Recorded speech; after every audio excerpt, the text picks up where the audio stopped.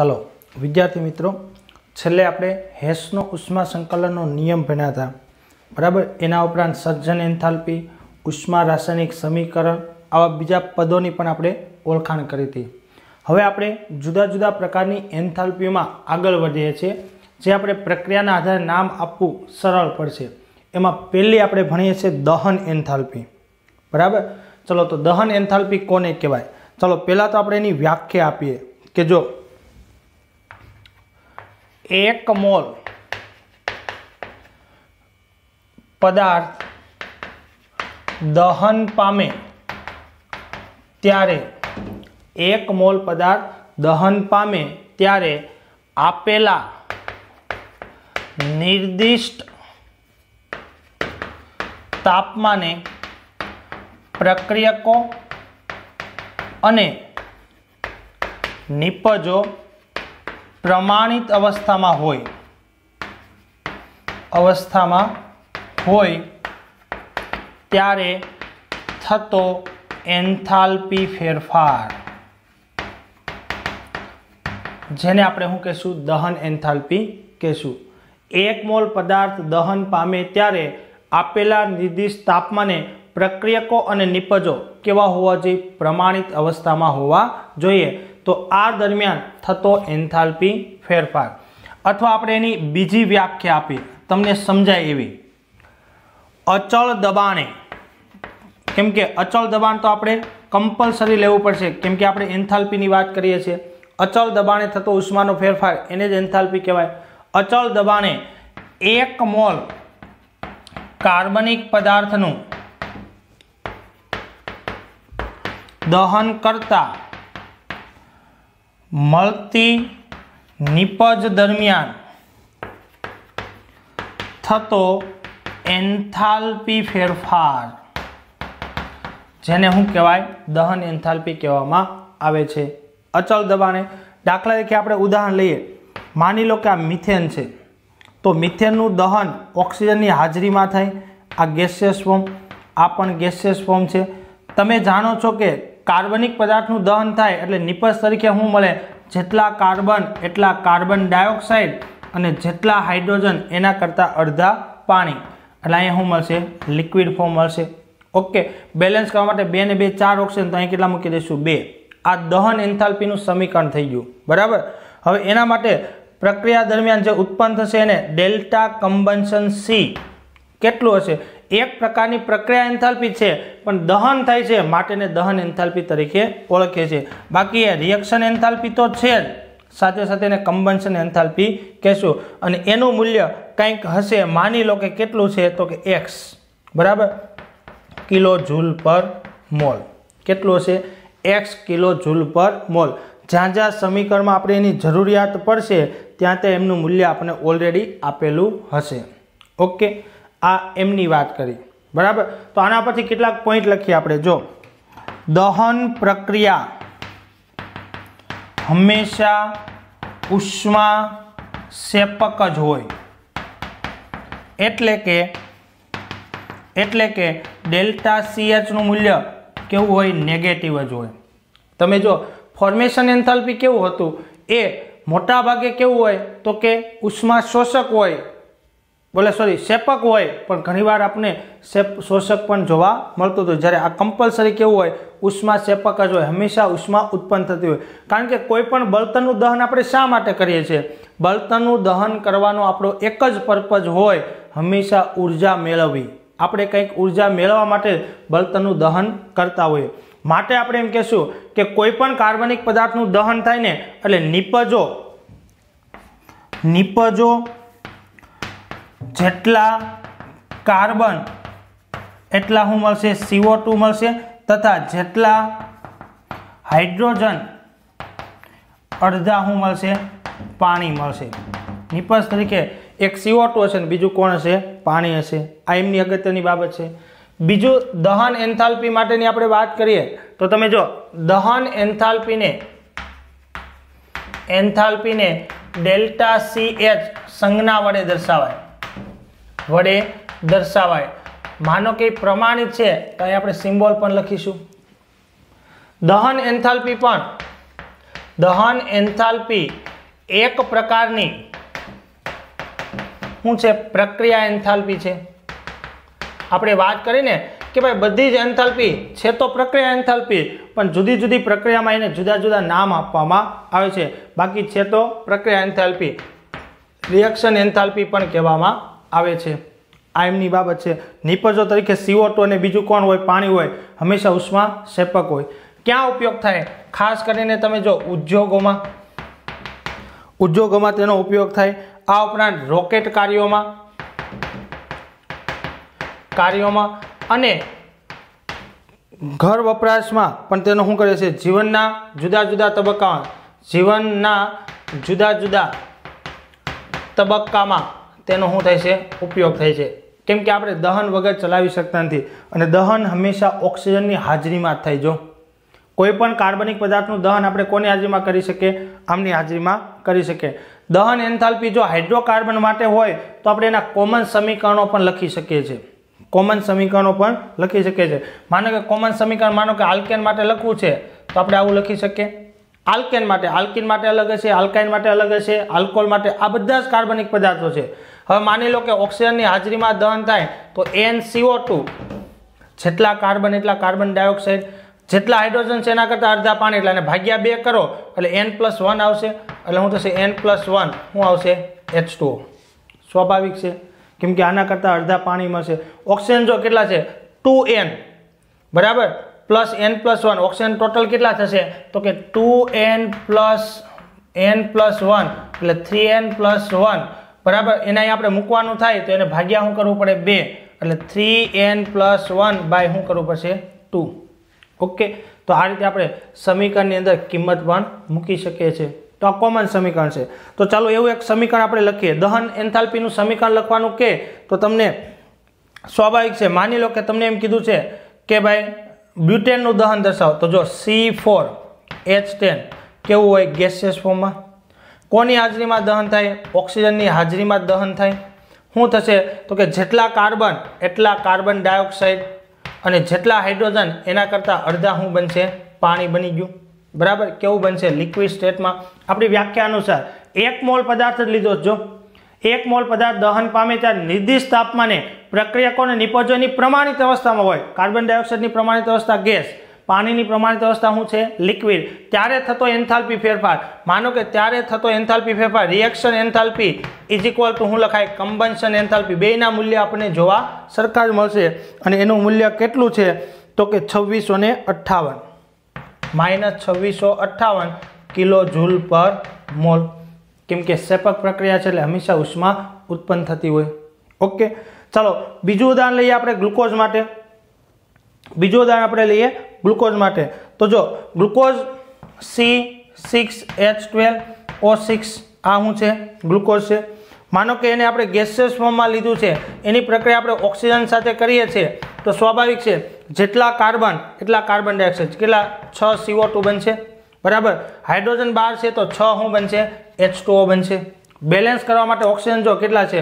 6 દુને 12, 12 ને 6 કેટલા છે? 18. અહીંયા ઓક્સિજન કેટલા છે? 6 છે. અહીં 6 મૂકી દો, 12 ને 6 કેટલા થઈ ગયા? 18 થઈ ગયા. તો અહીંયા આ કેવું બનશે? ગેસિયસ, અને આ શું બનશે? લિક્વિડ. તો અહીંયા એન્થાલ્પી ફેરફાર, રિએક્શન એન્થાલ્પી, એને કમ્બન્શન એન્થાલ્પી પણ કહેવાય. અને એનું મૂલ્ય આપણને ખબર છે કેટલું હશે? તો કે -2802 કિલો જૂલ પર મોલ. તો આ દહન એન્થાલ્પી થઈ ગઈ. ઓકે, બીજા પણ આપણે દહન એન્થાલ્પી માટેના સમીકરણો લખી શકીએ. માનો કે તમને એમ પૂછે ભાઈ ચાલો કાર્બનનું દહન થાય, બરાબર. કાર્બન માનો કે ગ્રેફાઇટ છે, ઓક્સિજનની હાજરીમાં દહન થાય, શું બનાવે? CO2 gas. તો અહીંયા આ કમ્બન્શન એન્થાલ્પીનું મૂલ્ય કંઈક હશે, જે હશે તે, બરાબર. એ રીતે માનો કે ગ્રેફાઇટ માટે લખીએ, ઓલા હીરો માટે લખીએ. આ હીરો છે, આ O2 ની હાજરીમાં દહન થાય, શું બનાવશે? CO2 શું બનાવશે? ગેસ. અહીંયા એની કમ્બન્શન એન્થાલ્પીનું કંઈક મૂલ્ય હશે. મૂલ્ય સાથે આપણે કંઈ મતલબ નથી. દાખલા તરીકે તમને એમ કે ભાઈ ચાલો બેન્ઝીનનું દહન દર્શાવો. ઓક્સિજનની હાજરીમાં દહન થાય. બેન્ઝીન કેવું હોય? લિક્વિડ, બરાબર. આમની હાજરીમાં દહન થશે. કેટલા કાર્બન છે? 6. તો 6 CO2 બનાવશે અને 3 શું બનાવશે? H2O લિક્વિડ સ્વરૂપે બનાવશે. તમે જો 6 દુને 12, 12 ને 3 15, તો અહીં શું લખવું પડશે? 15/2. આપણે આવું લખવું પડશે. આના માટે आ कम्बन्शन एन्थाल्पीनुं मूल्य दहन एन्थाल्पी छे तो एनुं मूल्य आपणे जाणी शकीए छीए। अने फिक्स ज होय आपणे एक दाखलानी अंदर आपेलुं छे केटલું આપ્યું છે આપણે જોઈએ કમ્બન્શન એન્થાલ્પીનું મૂલ્ય -3267 કિલો જૂલ પર મોલ। આમના પણ આપણે મૂલ્ય મળશે बराबर, पण रेफरन्स साहित्यमांथी अथवा बुकमांथी आपणे शोधी शकीए छीए। आपणे तो समजवानुं छे बराबर, मूल्य साथे कांई मतलब नथी। ज्यां पण जरूर पड़शे त्यां आपणे आवा मूल्य आपी दीधा हशे बराबर। तमे जो आपणा शरीरमां जे खोराक छे ने ए खोराकमांथी ऊर्जा मळे छे। આપણે ખોરાક ખાઈએ છીએ તો ઊર્જા મળે છે, પણ આ ખોરાકની પણ શું થાય દહન પ્રક્રિયાઓ થઈ અને આપણે ઊર્જા મળે છે। આપણા શરીરમાં ખોરાક જાય અને દહન પ્રક્રિયાઓ અનુભવી અને શું કરે છે ઊર્જા ઉત્પન્ન કરે છે બરાબર। આ ઉપરાંત આપણા શરીરમાં ઘણી જૈવ રાસાયણિક તબક્કાવાર પ્રક્રિયાઓ થતી હોય, શ્રેણીબદ્ધ જૈવ રાસાયણિક પ્રક્રિયાઓ જે ઉત્સેચકની મદદથી થાય वडे थाय ते पण केवी छे दहन प्रक्रिया छे। केवी छे दहन प्रक्रिया छे। तो आवी अगत्यनी दहन प्रक्रियाओ विषे आपणे वात करी छे बराबर। घणी बधी दहन प्रक्रियाओ एनो आपणे अभ्यास कर्यो छे। तमे जो हीरो ने ग्रेफाइटना आपणे मूल्य लईए ने तेना मूल्य पण जाणी शकाय। एमनुं मूल्य जो ग्रेफाइट माटे छे 393.5 અને ઓલા માટે 395। જો આનું મૂલ્ય છે 393.5 અને આનું છે 395.4 किलो जूल पर मोल। आ पण किलो जूल पर मोल। आ तो समझवा माटे लखुं छुं, आपणे याद राखवानी कोई जरूर छे नहीं। ए रीते मिथेन माटे पण कंईक मूल्य छे। टूंकमां एटलुं याद राखवानुं छे के 1 मोल पदार्थनुं दहन थाय त्यारे थतो उष्मानो फेरफार जेने प्रक्रिया एन्थाल्पी तो कहेवाय, पण साथे साथे दहननी प्रक्रिया छे माटे ने दहन एन्थाल्पी कहेवामां आवे छे। ओके, जेम सर्जन एन्थाल्पी हती त्यां पदार्थनुं सर्जन थतुं हतुं ए पदार्थनुं शुं थाय छे दहन थाय। दहन थाय एटले निपजो केवी हशे फिक्स आपणे जोवा मळशे। जो અહીં खाली कार्बन छे એટલે कार्बन डाइऑक्साइड ज बन्युं, हाइड्रोजन होत तो पाणी पण बने। ओके, चलो तो हवे सर्जन एन्थाल्पी अने दहन एन्थाल्पी ने रिलेटेड एक दाखलो आप्यो छे सरस मजानो बराबर। ए दाखलो समजવાનો प्रयत्न करीए।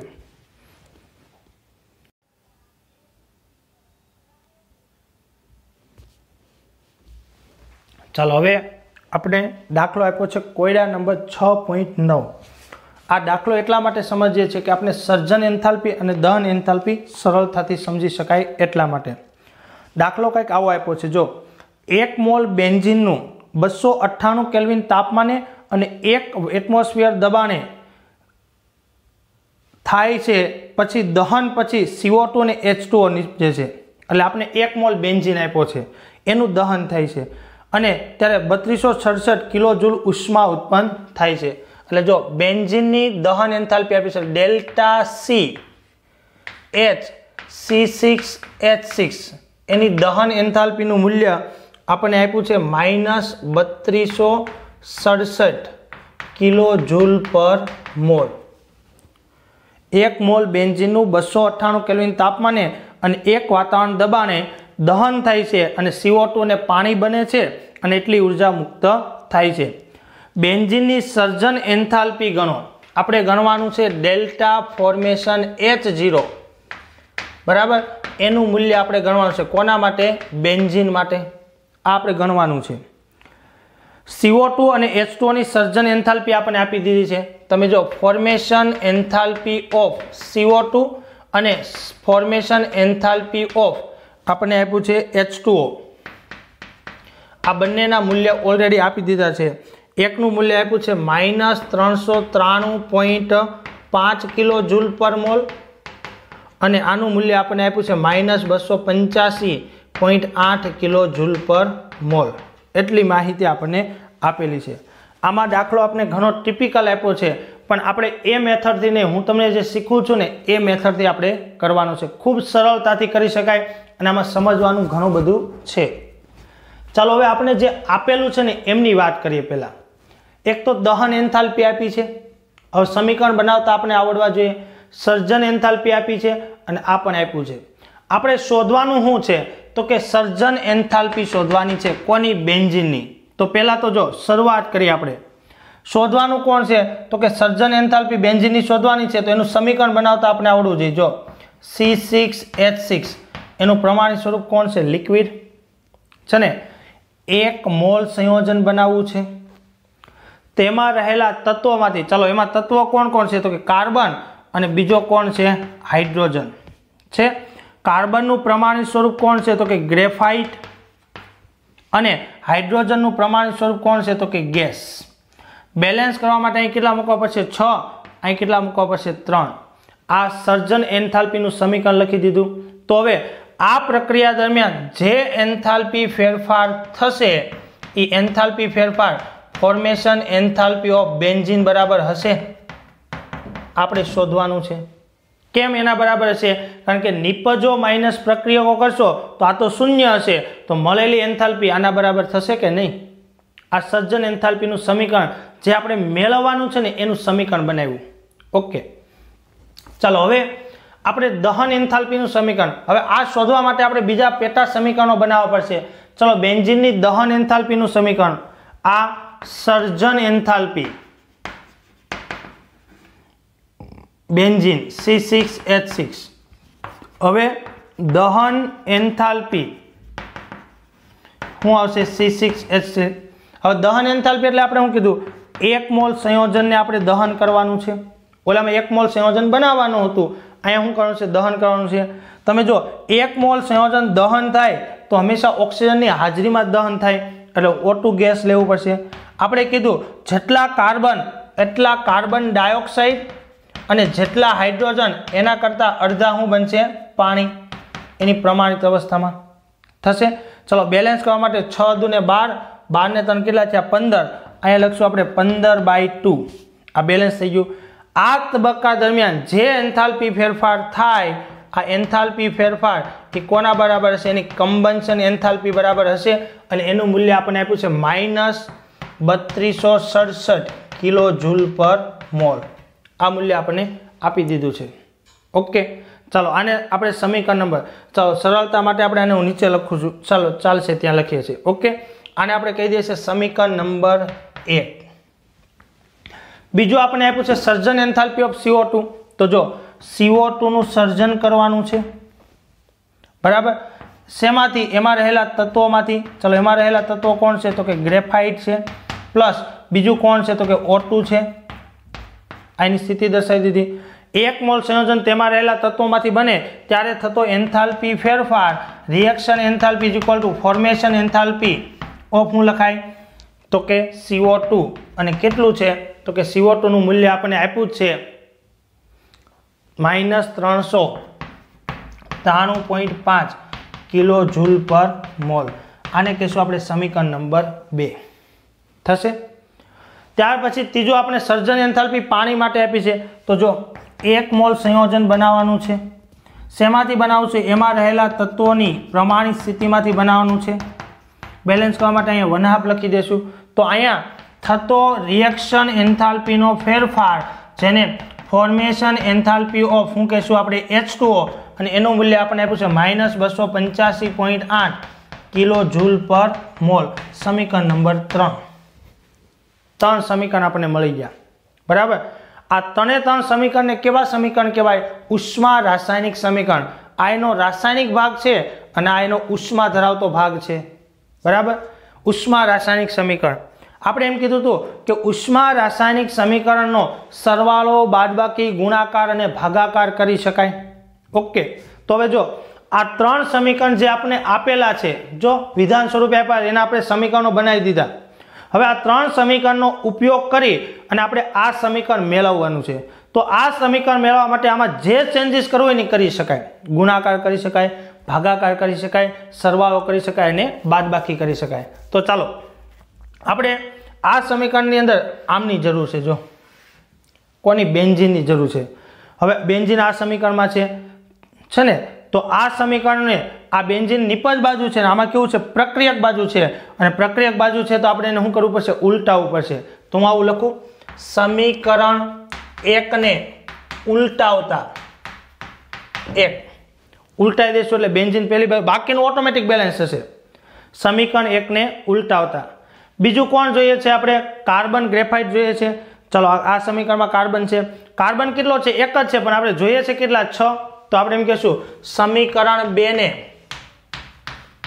6 વડે ગુણતા.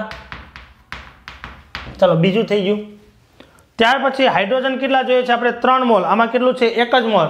તો સમીકરણ 3 ને 3 વડે ગુણી સરવાળો લેતા આપણે ચેન્જીસ જો જેવી જરૂરિયાત છે ને એ પ્રમાણે. આમાં ઉલટાવવાની જરૂર તો આને ઉલટાવી દીધું, આમાં ગુણવાની જરૂર તો 6 વડે ગુણી દીધું, 3 વડે ગુણી દીધું, બાકીનું પોર્શન ઓટોમેટિક બેલેન્સ થશે. ચલો તો હવે ત્રણેય સમીકરણને આપણે જે કીધું છે એ પ્રમાણે કરીએ. ચલો પહેલા સમીકરણને ઉલટાવીએ તો શું થશે? અહીંયા 6CO2 gas plus 3H2O liquid, it gives શું આવશે? C6H6 લિક્વિડ પ્લસ 15/2 શું આવશે? O2. આવું મળશે.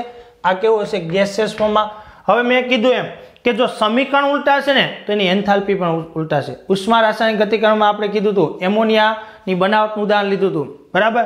જો પ્રક્રિયા ઉલટાઈ જશે તો આ દરમિયાન ઉષ્મા ઉત્પન્ન થતી હોય તો રિવર્સ પ્રક્રિયા દરમિયાન એટલી ઉષ્મા આપવી પડે. તો એના માટે ડેલ્ટા રિએક્શન H જે પણ છે એનું મૂલ્ય માઇનસ છે તો કેટલું થશે? પ્લસ 3267, બરાબર.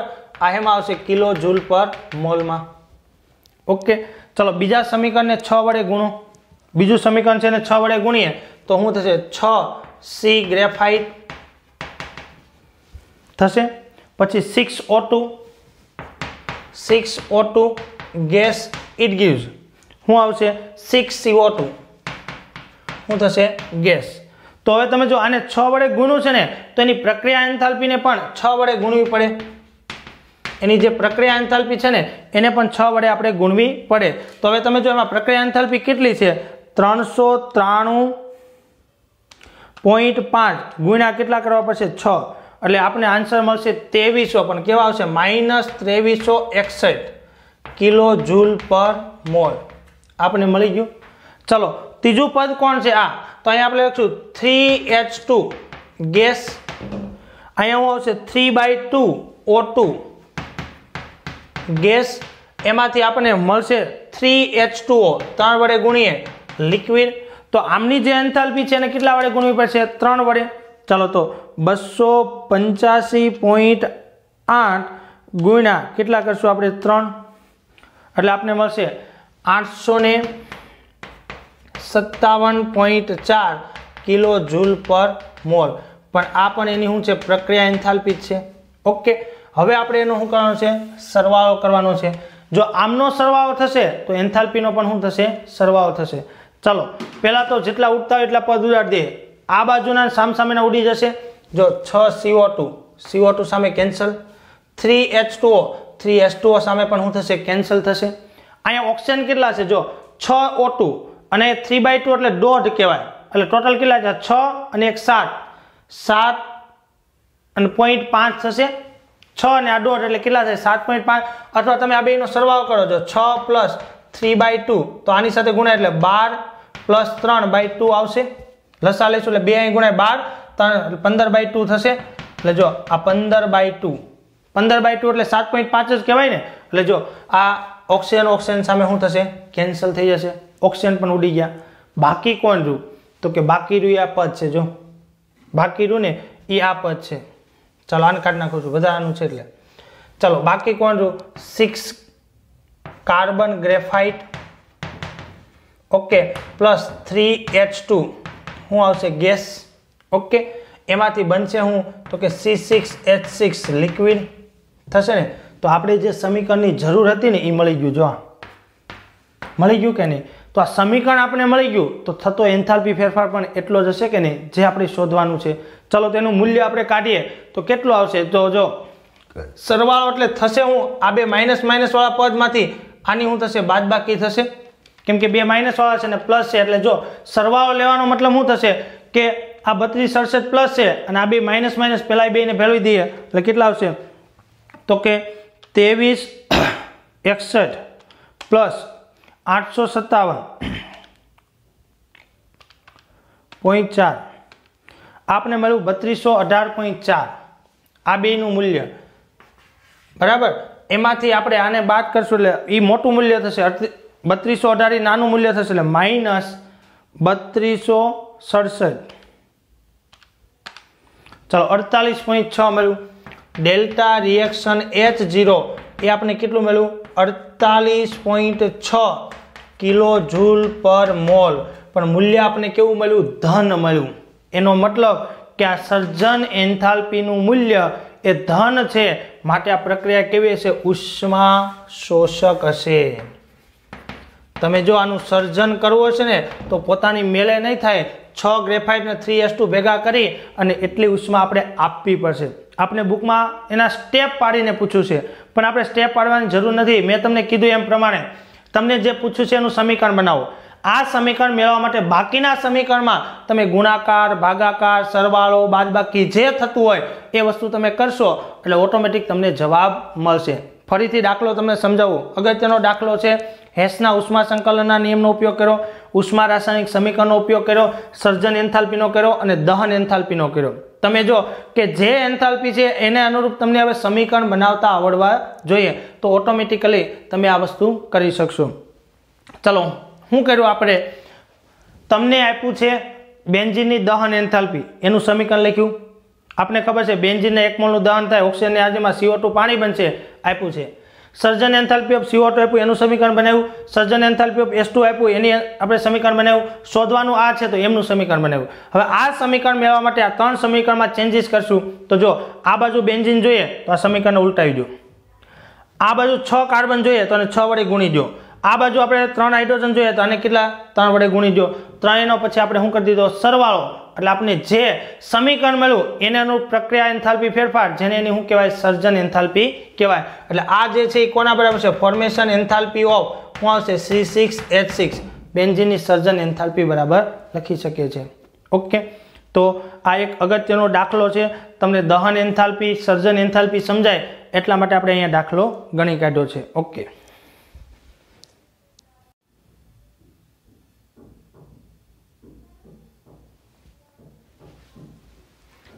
ચાલો. ઓકે, હવે આપણે કોયડા નંબર 6.8 ની વાત કરીએ છીએ. જો આપણે આગળ 6.7 અને 6.8 બે બાકી હતા કોયડા, એમાંથી આપણે 6.8 આપણે ગણીએ છીએ, કેમ કે હવે નવો પોઈન્ટ આપણો જે છે ને પરમાણુ વિકર્ણ એન્થાલ્પી, બંધ વિયોજન એન્થાલ્પી, એ આપણો કમ્પ્લીટ થશે નહીં. એટલે સાથે આપણે આ દાખલો ગણી કાઢીએ છીએ. 1 મોલ પાણી 100 ડિગ્રી સેલ્સિયસ તાપમાને અને 1 બાર દબાણે 0 ડિગ્રી સેલ્સિયસ તાપમાને બરફમાં રૂપાંતર પામે છે. બરાબર? આપણી પાસે છે ને આ 1 મોલ પાણી છે. કેટલું છે? 1 મોલ પાણી છે. આ 1 મોલ પાણી એ કેટલું છે? 100 ડિગ્રી સેલ્સિયસ તાપમાને છે. એ પહેલાં શું થશે તો કે 100 ડિગ્રી સેલ્સિયસમાંથી 0 ડિગ્રી સેલ્સિયસ વાળું એ શું બનાવશે? 1 મોલ પાણી બનાવશે. આ પણ પાણી છે, આ પણ શું છે? પાણી છે.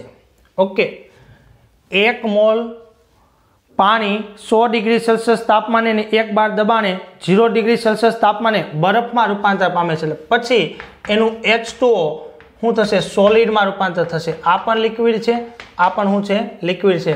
એટલે આ બરફ બનશે અને 0 ડિગ્રી અને આ પણ કેટલું છે? 1 મોલ છે. આવી આપણે કન્ડિશન આપી છે. ટૂંકમાં 1 મોલ પાણી 100 ડિગ્રી સેલ્સિયસ તાપમાને 1 બાર દબાણે 0 ડિગ્રી સેલ્સિયસ તાપમાનના બરફમાં રૂપાંતર થાય તો આંતરિક ઉર્જામાં થતો ફેરફાર ગણો. પાણીની બાષ્પને વાયુરૂપ બરફની ગલન એન્થાલ્પીનું મૂલ્ય આપણને આપી દીધું છે. બરાબર? ગલન એન્થાલ્પી એટલે ફ્યુઝન એન્થાલ્પી આપી છે. ફ્યુઝન એન્થાલ્પી કોને કહેવાય? પ્રવાહીનું ઘનમાં રૂપાંતર, સોરી આપણે એમ કહીએ છીએ ઘનનું પ્રવાહીમાં રૂપાંતર થાય એને શું કહેવાય? એની ગલન એન્થાલ્પી કહેવાય. તો અહીં પ્રોસેસ ઉલટી થઈ છે, તો આના માટેનું મૂલ્ય આપણને આપ્યું છે ફ્યુઝન એન્થાલ્પીનું મૂલ્ય.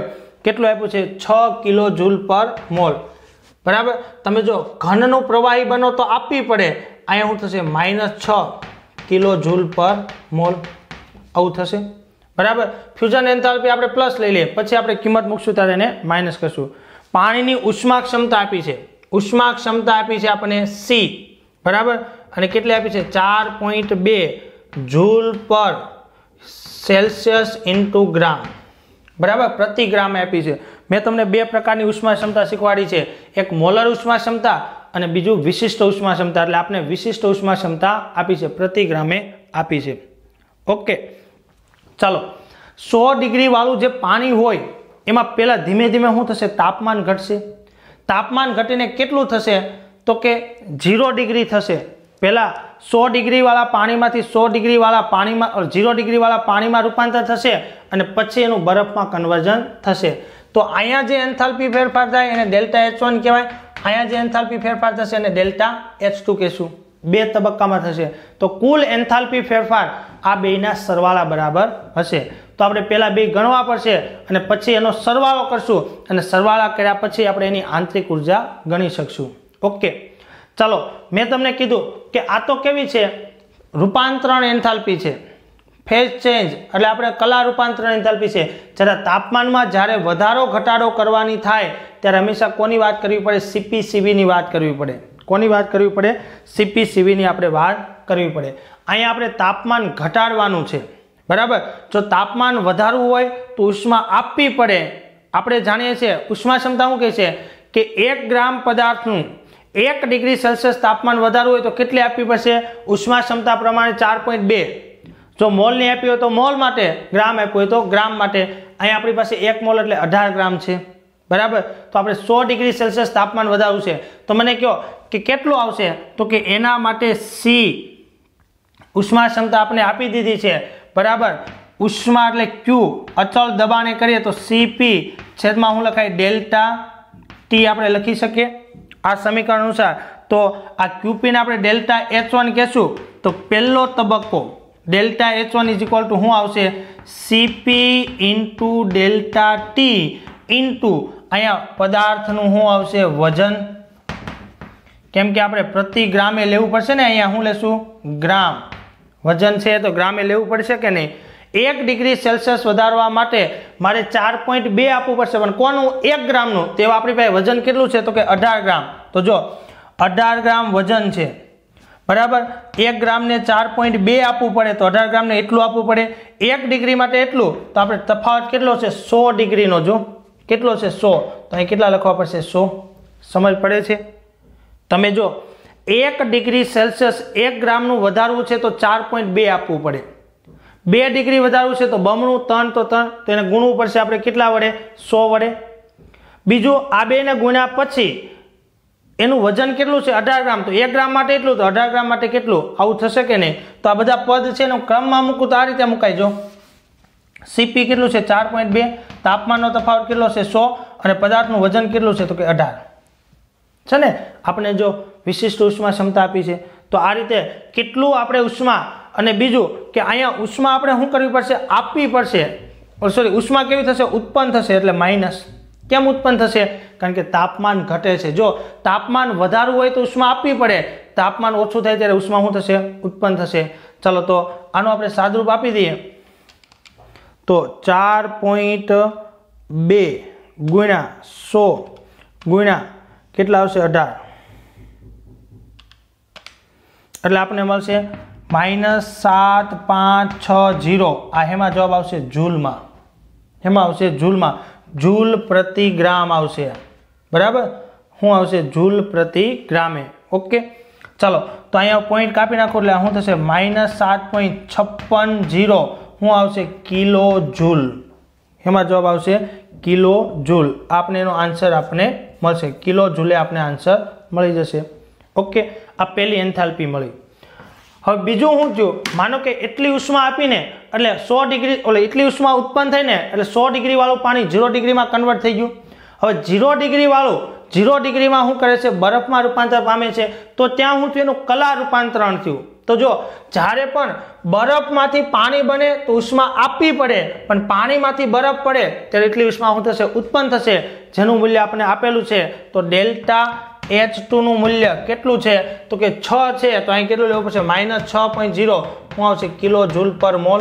પ્રતિ મોલે જ છે, જો 1 મોલ માટે જ છે અને આપણી પાસે જથ્થો પણ કેટલો છે? 1 જ મોલ છે। જો છે ને, આપણી પાસે પણ જથ્થો કેટલો છે? 1 જ મોલ છે। અહીંયા આપણે માની લો કે 18 ગ્રામ છે એટલે 1 જ મોલ થયો। ના મૂલ્ય પણ આપણે 1 મોલ માટે જ આપેલું છે। માની લો કે અહીંયા 18 ની જગ્યાએ આપણે 36 ગ્રામ આપેલું હોત તો આપણે અહીં કેટલું કરવું પડે? 6 + 6 કરવું પડે, કેમ કે એન્થાલ્પી કેવો છે? માત્રાત્મક વિધેય છે, એટલે 12 લેવું પડે, પણ આપણે કીધું પ્રતિ મોલ આપ્યું છે 18 ગ્રામ માટેનું મૂલ્ય આપેલું છે, 18 ગ્રામ માટે આપણે ડાયરેક્ટ મૂલ્ય મૂકી શકીએ। અહીંયા પણ તમે જો આ કોના માટે મળ્યું, 1 મોલ માટે જ મળ્યું છે, 18 ગ્રામ છે એટલે 1 મોલ જ છે એટલે પ્રતિ મોલ લખી શકાય। ચલો 2 મૂલ્ય મળી ગયા, તો કુલ એન્થાલ્પી ફેરફાર કેટલો થશે તો કે ડેલ્ટા H રિએક્શન માટે કેટલો આવશે, delta H1 plus delta H2, તો પહેલું મૂલ્ય કેટલું છે 7.56 પ્લસ કેટલું આવશે પ્લસ -6 આવું થશે। બેનો સરવાળો કરો એટલે 6 દુને 12 ને 13 એટલે -13.56 શું આવશે કિલો જૂલ પર મોલ। આપણે એન્થાલ્પી ફેરફાર મળી ગયો। ઓકે, હવે આપણે આંતરિક ઉર્જા ફેરફાર ગણવો છે। શું ગણવો છે આંતરિક ઉર્જા ફેરફાર, તો આપણી પાસે સૂત્ર છે જો આંતરિક ઉર્જા અને enthalpy delta H = delta U plus આપણે શું લખીએ છીએ P ડેલ્ટા V, આવું સમીકરણ લખીએ છીએ। ઓકે બરાબર, એન્થાલ્પી તો આપણે મળી ગઈ, પણ તમે જાણો છો કે જો અહીંયા શું થાય છે ઘનનું પ્રવાહીમાં રૂપાંતર, પ્રવાહીનું ઘનમાં રૂપાંતર થાય, તો આપણે જાણીએ છીએ કે ઘન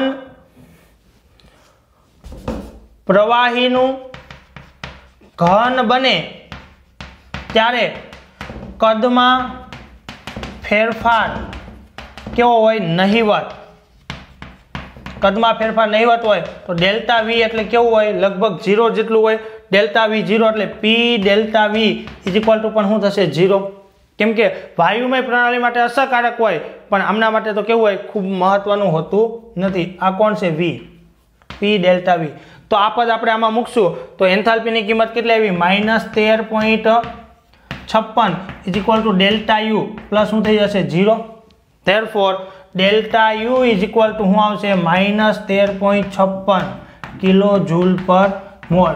અને આપણે કીધું હતું કે આંતરિક ઉર્જા અને એન્થાલ્પી એ ઘન અને પ્રવાહી માટે લગભગ સમાન જેવા હોય છે, એમની વચ્ચેનો ડિફરન્સ સાર્થક હોતો નથી।